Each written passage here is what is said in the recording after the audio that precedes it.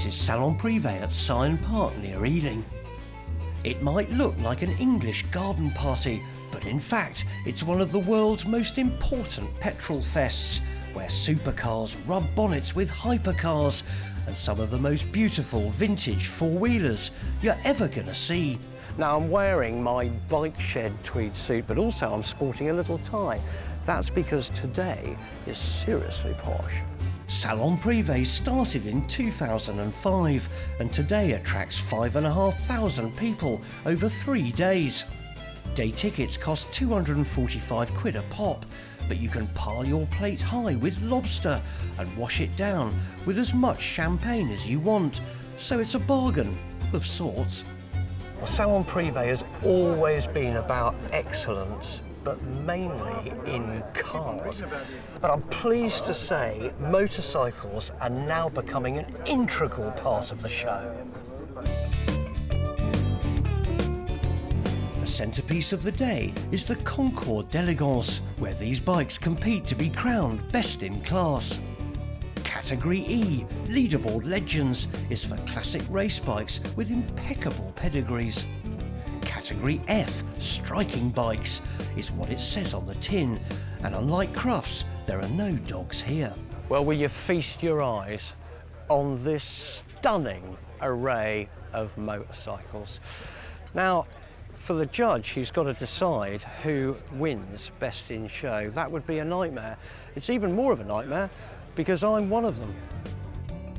But fear ye not, my haphazard efforts will be backed up by two much more experienced judges, racing legends Steve Parrish and Malcolm Wheeler. Now Malcolm, what advice have you got for me, seeing as I'm a rookie? Don't take any notice of what Steve says and just listen to me. Oh dear. See, it's already started. You were saying we haven't come to blows yet, but there could be an arm wrestling competition going on up there afterwards. I've always quite fancied a wrestle, but not with you. No, I will cheat. No, in fact, Malcolm and I have been here 3 years, and we've generally ended up with the same decisions. There's not really been any major issues. We're the only motorcycle judges that have been invited back more than once. Yeah, and if you get rid of us, we won't talk to you again. Well, I'm here actually to, basically turn over a new leaf. Let us go. Let you down gently. So you better well enjoy it, boys, okay? Because it's your last time.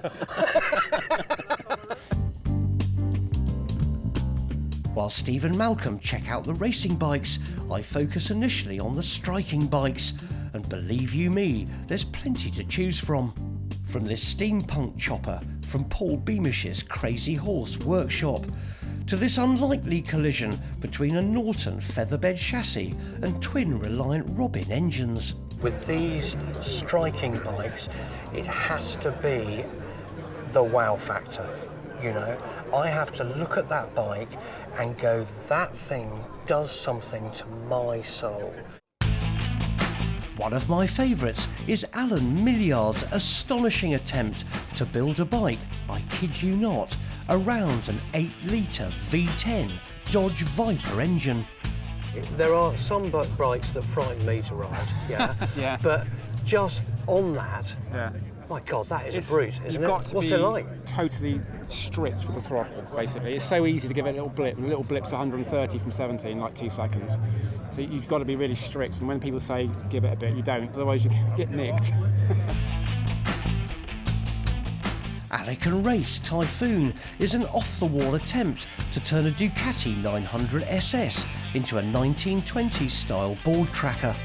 We try as much as we can to make sure that every single detail is accounted for. So you can literally look as close as you want to the bike and you won't see anything that hasn't been thought about. What has sort of brought you two so early in life into designing these bikes?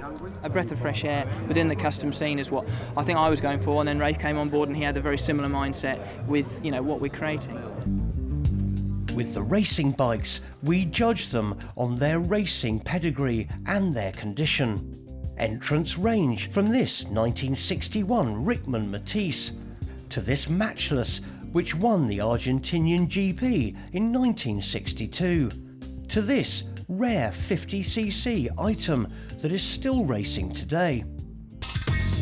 After 3 hours getting a good look at the bikes on the ground, everything gets ridden in front of the judges.